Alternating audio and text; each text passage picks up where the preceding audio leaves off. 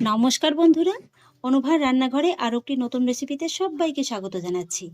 বন্ধুরা, আজকে আমি আপনাদের সঙ্গে এমন একটা রেসিপি শেয়ার করব, যেটা দেখার পর আপনারা ভাবতেই পারবেন না যে এত কম উপকরণে এত সুন্দর একটা রেসিপি তৈরি করা যায়।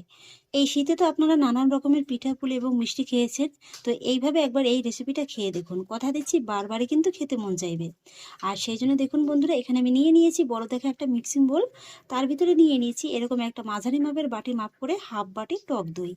আপনারা কিন্তু যে কোনো মেজারমেন্ট কাপ কিংবা এরকম বাটি মেপে উপকরণগুলো নিতে পারবেন, তাহলে কিন্তু আপনাদের সুবিধা হবে পরবর্তীতে রেসিপিটা করার জন্য। আর এখানে কিন্তু বন্ধুরা আপনারা অবশ্যই নর্মাল তাপমাত্রা টক দইটা ব্যবহার করবেন। আর এবার আমি এই দইয়ের ভিতরে অ্যাড করব 4 চা চামচ গুঁড়ো করা চিনি। মেশানোর সুবিধার্থে আমি এখানে চিনিটাকে একটু গুঁড়ো করে নিয়েছি। আর এখানে আমি 4 চা চামচ চিনিটা দিচ্ছি, আপনারা চাইলে কিন্তু এর থেকে একটু বেশিও দিতে পারেন। আর তারপরে দিয়ে দেবো স্বাদ অনুযায়ী একটুখানি লবণ। আর তারপরে দিয়ে দেবো একটুখানি ভ্যানিলা এসেন্স। তবে এটা কিন্তু সম্পূর্ণই অপশনাল, আপনাদের হাতের কাছে না থাকলে না দিলেও চলবে, তার পরিবর্তে একটু সামান্য এলাচ গুঁড়োটা দিয়ে দেবেন। এবার আমি এই উপকরণগুলোকে ভালোভাবে একবার একটু মিশিয়ে নেব।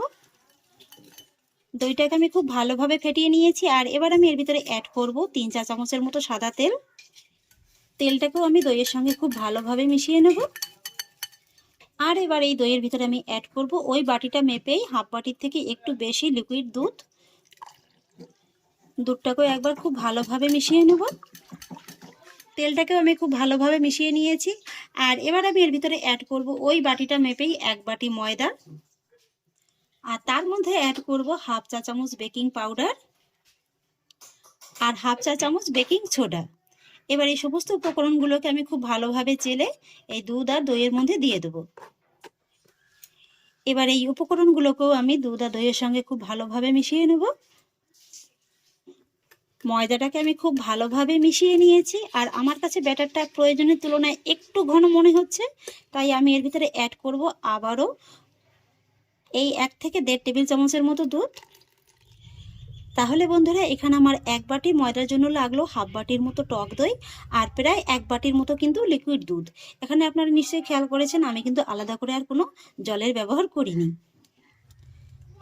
ব্যাস, সমস্ত উপকরণগুলো আমার খুব ভালোভাবে মিশিয়ে নেওয়া হয়ে গেছে। এবার আমি আপনাদের ব্যাটারের ঘনত্বটা একটু দেখিয়ে দিচ্ছি। এই যে দেখুন বন্ধুরা, এই ব্যাটারটা কিন্তু একেবারে যে খুব বেশি পাতলা হবে তাও কিন্তু নয়, আবার একেবারে কিন্তু খুব বেশি ঘন থকথকেও হবে না। এই যে দেখুন, দেখে নিশ্চয়ই বুঝতে পারছেন। আপনাদের চামচের পিছন দিয়েও একবার দেখিয়ে দিচ্ছি। এই যে দেখুন, এইভাবে কিন্তু একটা মোটা আস্তরণের মতো পড়বে। আর এইভাবে একটু দাগ টেনে দেখবেন, দেখবেন যে এরকম কিন্তু একটা মোটা লেয়ার পড়ে গেছে। এই যে দেখুন। আর এখন কিন্তু এই ব্যাটারটাকে রেস্টে রাখার কোনো প্রয়োজন নেই, সরাসরি কিন্তু রান্না করে নিলেই হয়ে যাবে। আর সেই জন্য দেখুন বন্ধুরা, গ্যাস ওভেনে আমি একটি তাওয়া বসিয়ে দিয়েছি। তাওয়ার ভিতরে এবার সামান্য একটু সাদা তেল আমি ব্রাশ করে নেব। এবার 1 হাতার মতো ব্যাটার আমি তাওয়ার ভিতরে দিয়ে দেব।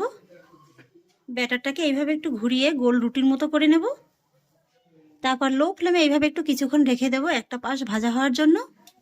1 থেকে 1.5 মিনিট বাদে দেখবেন এইগুলো কিন্তু খুব সুন্দরভাবে একদম তৈরি হয়ে গেছে। এই যে দেখুন কত সুন্দর একদম জালিদার হয়ে গেছে। তখন কিন্তু এইভাবে একটু উল্টে দিতে হবে। আর উল্টে কিন্তু অপর পাশটাকে একটু হালকা করে সেঁকে নিতে হবে। এপিট ওপিট করে রুটিটাকে আমি খুব সুন্দর করে সেঁকে নিয়েছি। আর এই রুটিটা কিন্তু এখন খুব সুন্দরভাবে একদম ভাজা হয়ে গেছে। এর ভিতরে কিন্তু কোনো কাঁচা ভাব নেই। এটাকে এখন নামিয়ে নেব।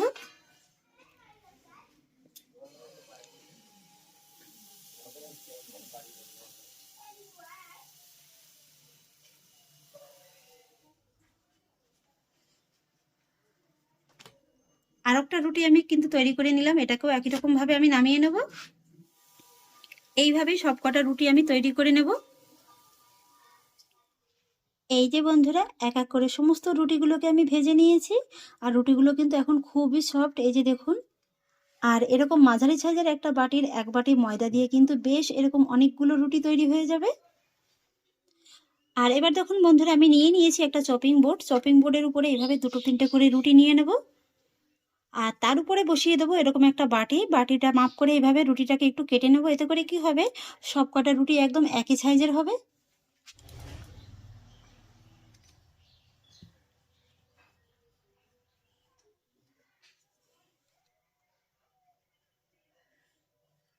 এই যে দেখুন বন্ধুরা, সব কটা রুটি কিন্তু একদম একই সাইজের হয়ে গেছে।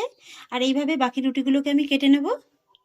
আর এবার দেখুন রুটিটা কেটে নেওয়ার পরে যে সাইডের বাড়তি অংশটা ছিল সেটা কিন্তু আমি একটা মিক্সিং বোলের ভিতরে নিয়ে নিয়েছি। আর এবার এই রুটিগুলোকে আমি একটা মিক্সচার জারের ভিতরে নিয়ে নেব। আর তারপরে পালস মুডে এই রুটিটাকে একটু হালকা করে গুঁড়ো করে নেব। এইভাবে একটু পালস মুডে ঘুরিয়ে নিলে দেখতে পাবেন যে রুটিটা এইভাবে একদম খুব সুন্দরভাবে গুঁড়ো হয়ে গেছে। এই যে দেখুন কত সুন্দরভাবে একদম গুঁড়ো হয়ে গেছে। আর এবার দেখুন বন্ধুরা, আমি আজকের এই রেসিপিটা তৈরি করার জন্য একটা দুধের মালাই তৈরি করে নেব। আর সেই জন্য গ্যাসে একটি কড়াই বসিয়ে দিয়েছি। কড়াইতে দিয়ে দেবো 500 গ্রাম লিকুইড দুধ। দুধটাকে আমি একবার জাল করে হালকা একটা বলক তুলে নিয়েছিলাম। আর এবার আমি এই দুধের মধ্যে দিয়ে দেবো 3-4টির মতো ছোট এলাচ, মুখটাকে একটু ফাটিয়ে নিয়েছি। আর তারপর দুধটা যখন হালকা একটু গরম হয়ে যাবে তখন আমি এর ভিতরে অ্যাড করব 2 চা চামচের মতো গুঁড়ো দুধ। এতে করে মালাইটা খেতে কিন্তু একটু ভালো লাগবে। এবার গুঁড়ো দুধটাকে দুধের সঙ্গে খুব ভালোভাবে মিশিয়ে নেব। আর তারপরে এই দুধের মধ্যে অ্যাড করব 2 চা চামচের মতো কর্নফ্লাওয়ার। সঙ্গে সঙ্গে কর্নফ্লাওয়ারটাকে খুব ভালোভাবে নেড়ে চেড়ে মিশিয়ে নেব। তা নাহলে কিন্তু আবার কর্নফ্লাওয়ারটা একটা জায়গায় জড়ো হয়ে যাবে। কর্নফ্লাওয়ারটাকে আমি খুব ভালোভাবে নেড়ে চেড়ে মিশিয়ে নিয়েছি। আর এবার গ্যাসের ফ্লেমটাকে মিডিয়ামে রেখে এই দুধটাকে জাল করে আমি একটু ঘন করে নেব। এভাবে একটু কর্নফ্লাওয়ার দিলে কি হবে, দুধটা কিন্তু খুব তাড়াতাড়ি একদম ঘন হয়ে যাবে। এইভাবে অনবরত জাল করে দুধের মালাইটাকে দেখুন আমি একটু হালকা করে ঘন করে নিয়েছি। আর এই সময় কিন্তু নাড়ানোটা একদমই বন্ধ রাখা যাবে না। যেহেতু এর ভিতরে কর্নফ্লাওয়ারটা দেওয়া হয়েছে তাই কিন্তু খুব সহজে একেবারে নিচে ধরে যাবে। আর এবার আমি এর ভিতরে অ্যাড করব 1/2 কাপের মতো চিনি। তবে আপনারা কিন্তু চিনির স্বাদটা আপনাদের স্বাদ অনুযায়ী দিয়ে দিতে পারেন। এবার কিন্তু আবারও এইভাবে অনবরত নেড়ে চেড়ে মালাইটাকে তৈরি করে নিতে হবে। আর এই চিনিটা দেওয়ার পরে দেখতে পাবেন মালাইটা কিন্তু আবারও একটু পাতলা হয়ে গেছে। তাতে কিন্তু চিন্তার কোনো কারণ নেই, আবারও এইভাবে একটু জাল করতে করতে কিন্তু মালাইটা আবারও ঘন হয়ে যাবে। এই যে বন্ধুরা দেখুন দুধের মালাইটা কিন্তু আমার একদম তৈরি করা হয়ে গেছে। এই যে দেখুন এর থেকে কিন্তু আর খুব বেশি ঘন করা যাবে না, কারণ এটা যখন পরে ঠান্ডা হয়ে যাবে এর থেকে কিন্তু ঘন হয়ে আর একটু বসে যাবে। এই যে দেখুন এবার আমি গ্যাসের ফ্লেমটাকে অফ করে দেব। আর তারপরে মালাইটাকে একটু ঠান্ডা করে নেব। মালাইটাকে দেখুন আমি একদম কিন্তু ঠান্ডা করে নিয়েছি। আর ঠান্ডা হওয়ার পরে দেখুন এইভাবে কিন্তু একদম জমে গেছে। এইভাবে কিন্তু একদম ক্রিমি একটা টেক্সচার চলে আসবে যখন ঠান্ডা হয়ে যাবে। এই যে দেখুন আমাদের কিন্তু এরকম একটা ঘন মালাইয়ের প্রয়োজন, তাই কিন্তু এইভাবেই তৈরি করে নিতে হবে। আর এবার দেখুন বন্ধুরা, আমি যে রুটিগুলো তৈরি করে রেখেছিলাম সেই একটা করে রুটি আমি একটা চপিং বোর্ডে করে নিয়ে নেব। আর তারপর যে মালাইটা আমি রেডি করে রেখেছিলাম সেই মালাইটা এইভাবে একটু করে রুটির করে দিয়ে দেব। রুটির গায়ে মালাইটাকে খুব ভালোভাবে লাগিয়ে নেব। তারপরে আবারও একটা রুটি বসিয়ে দেব। আবারও একটুখানি মালাই এইভাবে দিয়ে দেব। আবারও একটা রুটি বসিয়ে দিলাম। আবারও একটুখানি মালাই লাগিয়ে দেব। আর এইভাবে কিন্তু আমি সব কটা রুটি একই রকমভাবে বসিয়ে মালাইটাকে লাগিয়ে নেব। তো বন্ধুরা এক এক করে সবগুলো রুটি আমি বসিয়ে দিলাম। এবার শেষ রুটিটাও আমি বসিয়ে দেব। এই রুটিটার উপরেও একই রকমভাবে আমি মালাইটাকে লাগিয়ে দেব।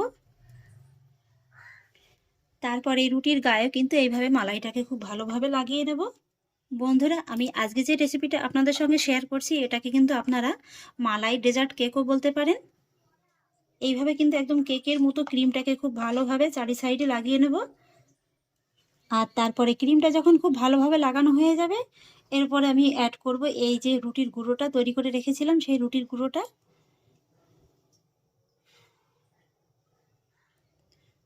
তারপর চারো সাইডে কিন্তু এইভাবে একটু খুব ভালোভাবে লাগিয়ে নিতে হবে।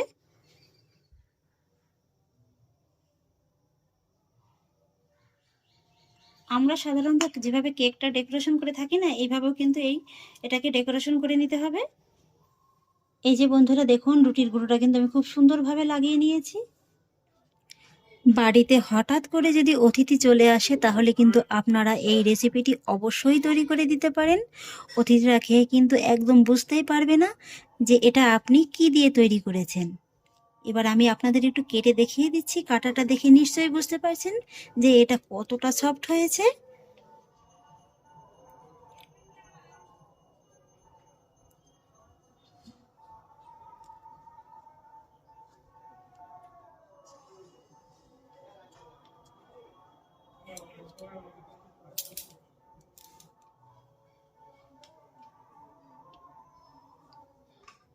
কথা দিচ্ছি বন্ধুরা, এই রেসিপিটি যদি আপনারা একবার বাড়িতে বানিয়ে খান, বারবারই কিন্তু খেতে মন চাইবে।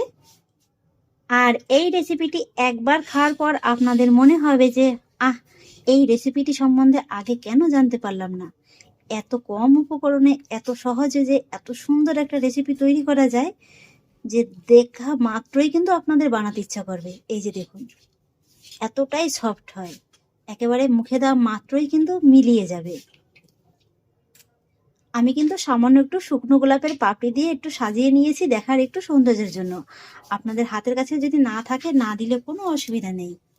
তাহলে আশা করছি বন্ধুরা, আমার আজকের এই একদম নতুন স্বাদের ডেজার্টের রেসিপিটি আপনাদেরও খুব ভালো লেগেছে।